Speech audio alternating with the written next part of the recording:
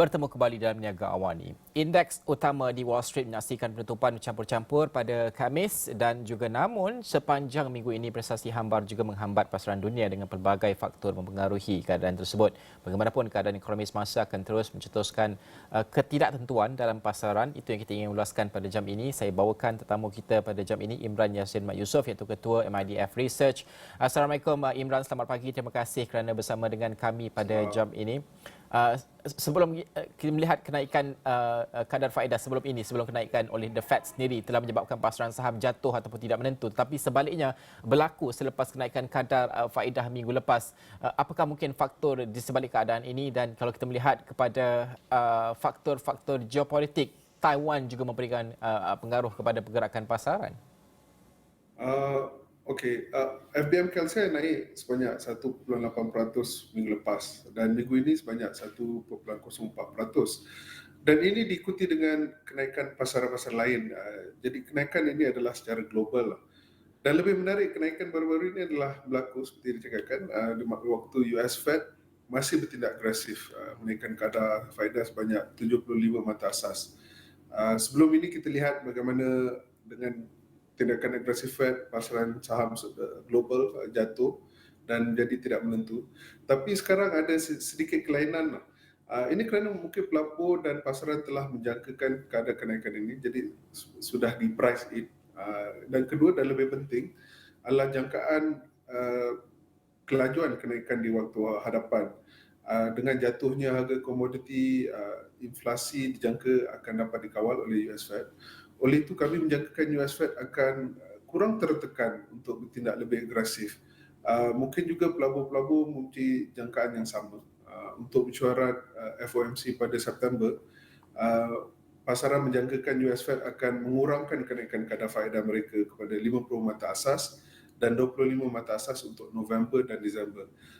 Pelabur juga mungkin menjangkakan US Fed tidak bertindak di luar jangkaan.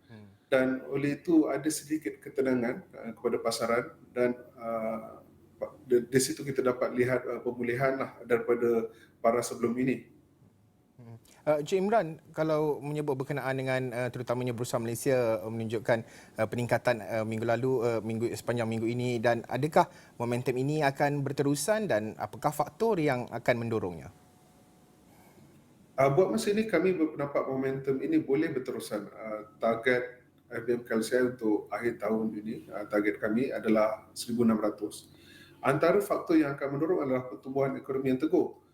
Jadi kita lihat, kita menjangkakan ekonomi pada suku kedua akan menunjukkan pertumbuhan yang kuat, dan ini membawa kepada pertumbuhan pendapatan korporat yang juga teguh. Inflasi juga dijangkakan akan terkawal. Di samping itu kami menjangkakan pihak US Fed tidak akan bertindak luar jangkaan dan mengurangkan kadar kenaikan faedah mereka. Ini akan mengurangkan kebimbangan mengenai kemelesetan ekonomi di Amerika Syarikat. Jadi faktor ini akan mendorong momentum itu. Kami juga memerhatikan kemasukan pelabur asing kepada pasaran saham kita. Mungkin mereka keluar pada bulan Jun kerana kebimbangan kemelesetan ekonomi, tapi selepas kebimbangan itu kurang, mereka mula masuk kembali kepada pasaran saham kita. Buat minggu ini sebanyak 369 juta telah masuk daripada pelabur asing. Jadi kami fikir faktor ini juga akan mendorong momentum untuk IBM Kelsia. Faktor luaran akan memainkan peranan penting dan ini akan boleh menjadikan satu faktor luar jangkaan lah. Bercakap mengenai faktor luaran, adakah keadaan geopolitik akan menjadi salah satu faktornya? Sudah pasti geopolitik penting dan akan menjadi satu faktor, tapi bergantung pada situasi dan impak kepada negara kita lah. Umpamanya awal tahun ini kita lihat bagaimana konflik Ukraine dan Rusia bermula. Ia tidak memberikan kesan yang signifikan kepada pasaran kita. Pasaran kita continue to go up lah. Sebab ini adalah konflik di Eropah, jadi kesan kepada ekonomi kita kurang berbanding ekonomi di Eropah. Tapi dengan keadaan yang semakin hangat di Taiwan, ada breakdown perhubungan China dan Amerika Syarikat, ia memberi sedikit tekanan kepada pasaran saham kita. Pasaran, jika kita lihat minggu ini, pasaran saham kita jatuh pada hari Selasa.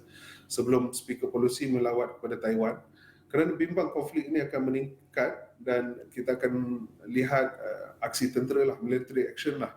Tetapi bila kita lihat respon China lebih matang, pasaran saham pulih dan meningkat kepada paras yang lebih tinggi. Jadi di situ kita perlu mengawal situasi lah. Buat masa ini kita tidak menjagakan kita menjagakan tiada respon tentera kepada konflik ini. Jadi mungkin momentum ini mungkin akan berterusan buat masa inilah. Okey, Imran, terima kasih kerana bersama kami pada jam ini. Imran Yasir Mat Yusof, iaitu Ketua MIDF Research, kerana menerangkan pergerakan MPM KLCR dan juga faktor-faktor yang bakal mempengaruhi keadaan semasa. Okey, itu antara apa yang kami bawakan untuk jam ini. Saya nak bertanya kepada Nina terlebih dahulu sebelum kita nak mainkan laporan seterusnya ini. Terima kasih, Encik Imran.